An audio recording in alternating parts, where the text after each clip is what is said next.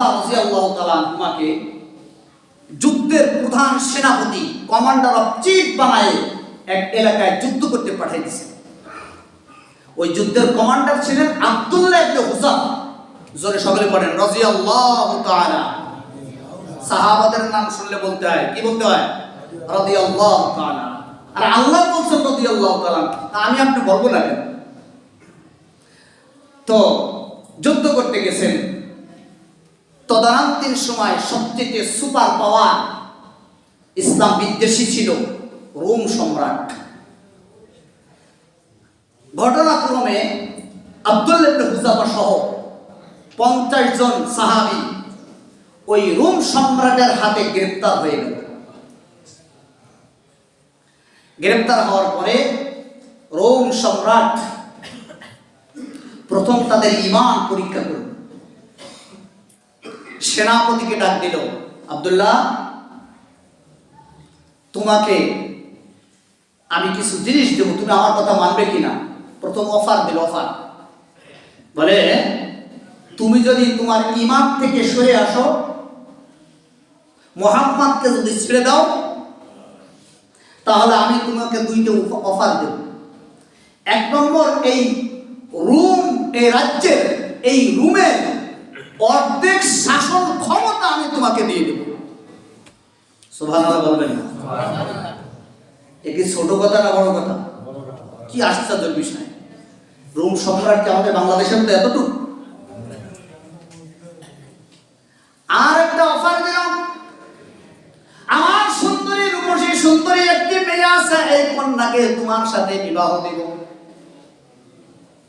এই অফার যখন পেশ করলো রোম সম্রাট, হযরতে আব্দুল্লাহ ইবনে হুযাফার ঈমানী তেজ কেমন ছিল! তাৎক্ষণিকভাবে হযরতে আব্দুল্লাহ ইবনে হুযাফা রোম সম্রাটকে সম্বোধন করে বলতেছে, ইয়া কালবার রুম, হে রোমের কুত্তা, তুই কি মুসলমানদের ঈমান এত সস্তা মনে করছিস যে তোর ওই রোমের রাজত্বের লোভে, এই দুনিয়ার লোভে আমরা ঈমান ত্যাগ করব? আমাদের ঈমানের দাম কত তুই জানিস? যদি কোন ঈমানদার, কোন মুসলিম, কোন মুমিন যদি যাত্রা পরিমাণ ঈমান নিয়ে কবরে যায়, কিয়ামতের ময়দানে এই দুনিয়ার সমতুল্য নয়, এই দুনিয়ার মতো 10টি দুনিয়ার রাজত্ব তাকে দান করবে। বলেন, মুসলমানদের ঈমানের দাম বেশি না কম? কত বেশি? তো রোম সম্রাট যে অফার দিল, রোম সম্রাটের রোমের অর্ধেক রাজত্ব দিয়ে দিবে, মেয়েকে বিবাহ দিয়ে দিবে। আব্দুল্লাহ ইবনে হুযাফা ঘৃণা ভরে প্রত্যাখ্যান করলেন। রোম সম্রাট চিন্তা করলো, ঈমানের তেজ এত, দাঁড়াও, তোমার তেজ আমি কমাই দিচ্ছি। নির্দেশ দিল, একে নিয়ে একটা ঘরের মধ্যে আবদ্ধ করে দাও, খানা পিনা বন্ধ করে দাও, কিছুই এর কাছে পৌঁছাবা না, খানা পিনা কিছু দিবা না। ডাক্তার নিযুক্ত করলো। যখন দেখবা সে মরণাপূর্ণ হয়ে গেছে, তখন তাদের খানার ব্যবস্থা করবা। বাচ্চা বলল, যখন দেখবা যে আব্দুল্লাহ ইবনে হুযাফা মরণাপূর্ণ হয়ে গেছে, তখন তার খানার ব্যবস্থা করবা। কি খানা? শরীয়তের মধ্যে যেটা হারাম, শুকরের গোশত। আর পানি ব্যবস্থা করবা, মদের পানি, এইগুলো তার সামনে দিবা। হালাল খাবার দিবা না, তাদের শরীয়তে যেটা হারাম সেইটা দিবা। তাই করা হলো। যখন দেখলো যে একেবারে মরণাপন্ন হয়ে গেছে, হযরতে আব্দুল্লাহ ইবনে হুযাফার সামনে শুকরের গোশত আর মদের পানি উপস্থিত করছে। করার সাথে সাথে আব্দুল্লাহ ইবনে হুযাফা এক লাঠি দিয়ে ওই খানাগুলো বিসমার করে দিয়েছে। এই খবর বাচ্চার কাছে গেছে। হাই হাই, এত তেজ আসলো করতে? ডাক্তার, তোমাদের না কইছি যে দুর্বল হয়ে গেলে, মরণাপন্ন হয়ে গেলে তখন দিবা, এত তেজ কোথায়? ডাক্তার কাই, জাহাপনা, এটা কোনো শারীরিক শক্তি নয়, এটা হলো আব্দুল্লাহ ইবনে হুযাফার ঈমানী শক্তি। কিসের শক্তি জোরে বলেন? সম্রাট কয়, খেলায় তো 2বার হেরে গেলাম, অফার দিলাম, অফারও মানলো না, আবদ্ধ করলাম, সেটাও আমি হেরে গেলাম। কয়বার খেলা? দুইবার খেলছে, দুইবারই হেরে গেছে। চিন্তা করে আর লাস্ট খেলা এবার দেখি কি হয়। আমাদের বাংলাদেশে একজন প্রভাবশালী নেতা ছিলেন, কথায় কথায় খেলা হবে বলতো, আল্লাহ জানে এখন তার অবস্থা কি। তো বলতেছিলাম, সম্রাট তখন বলতেছে, ডেক্সি আগুনের উপরে বসা, পানি গরম করো। আব্দুল্লাহ ইবনে হুযাফাকে বলল, এই যে ডেক্সি পানি গরম করা হইতেছে, তোমাকে ডেক্সির মধ্যে এই গরম উত্তপ্ত পানির মধ্যে দিয়ে তোমাকে হত্যা করা হবে। পানি গরম করা হলো, ওই 50 জনের মধ্যে এক সাথীকে আনা হলো, সাথীকে ওই উত্তপ্ত গরম পানির মধ্যে দিয়ে তাকে শহীদ করে দেওয়া হলো। সম্রাট বলল, আব্দুল্লাহ ইবনে হুযাফাকে বলল, দেখো তোমার এবার পালা, একজনকে তো শেষ করে দিয়েছি, এখন তোমার পালা। আব্দুল্লাহ ইবনে হুযাফা দরদর করে পানি ছেড়ে দিয়েছে।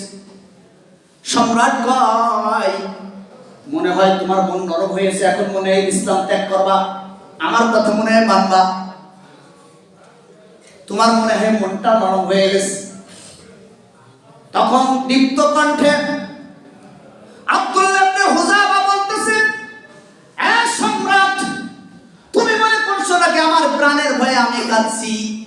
তুমি মনে করছো নাকি আমি এই মৃত্যুর ভয়ে আমি কাঁদছি? না না, আমি মৃত্যুর ভয়ে কাঁদি না, আমি কান্না করতেছি, আমার আল্লাহ জীবন দিয়েছেন একটা। বলেন জীবন কয়টা? আপনাদের কয়টা? একটা। জীবন দিয়েছেন একটা, এই একটা জীবন আমি আল্লাহর জন্য দিয়ে আমি আল্লাহকে কি দেখাবো যে আমি আল্লাহকে কতটুকু ভালোবাসি? আল্লাহকে কি দেখাবো? জীবন কয়টা দিয়েছে? হ্যাঁ বাচ্চা, আমি কাঁদতেছি এই জন্য, আল্লাহ যদি আমাকে 1000টি জীবন দান করতেন, 1000টি জীবন আমি আল্লাহর রাস্তায় দিয়ে আমি আল্লাহকে দেখাতাম, ও আল্লাহ আমি তোমাকে কতটুকু ভালোবাসি।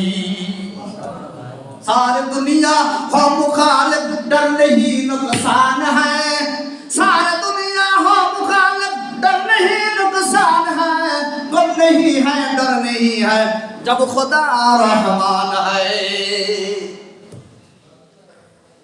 বলতেছে যে আমি মৃত্যুর ভয়ে কাঁদি না, তো আমি কাঁদছি এই জন্য আল্লাহকে আমি দেখাই দিচ্ছি, আল্লাহ জীবন তো দিয়েই দিচ্ছি, আর কিছুই দিতে পারলাম না, আমার 2 ফোঁটা চোখের পানি আপনাকে আমি হাদিয়া দান করলাম, নজরানা পেশ করলাম, হাদিয়া দিয়ে দিলাম, এই 2 ফোঁটা পানি আপনাকে দিলাম আল্লাহ। এই কথা আল্লাহকে আমি বুঝাই কাঁদছি। আমিন।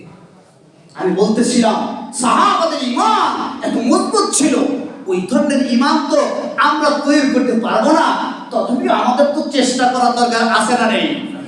ঈমানকে পিওর করতে হবে, ঈমানকে খালেস করতে হবে, তার কারণ সামনে আমাদের অনেক মুসিবত আসতে পারে, অনেক পরীক্ষা, অগ্নি পরীক্ষা আপনার আমার সামনে আসতে পারে, ঠিক কি না?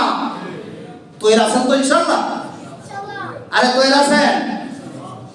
সামনে পরীক্ষা আসতে পারে, ফেল গেলে তো সারা জিন্দেগি বরবাদ, আখিরাতও বরবাদ, দুনিয়াও বরবাদ। ঈমানকে পিওর করতে হবে, খালেস করতে হবে, শিরক মুক্ত ঈমান তৈরি করতে হবে। আল্লাহ আমাদের সকলকে কবুল করে বলেন আমিন। যে শিরক বলতেছিলাম, আমার আলোচনা এখন সময় নাই, যেহেতু আগামী জুম্মা ইনশাআল্লাহ শিরক 2 প্রকার। শিরক কয় প্রকার? 3 প্রকার। শিরক কয় প্রকার? 3 প্রকার।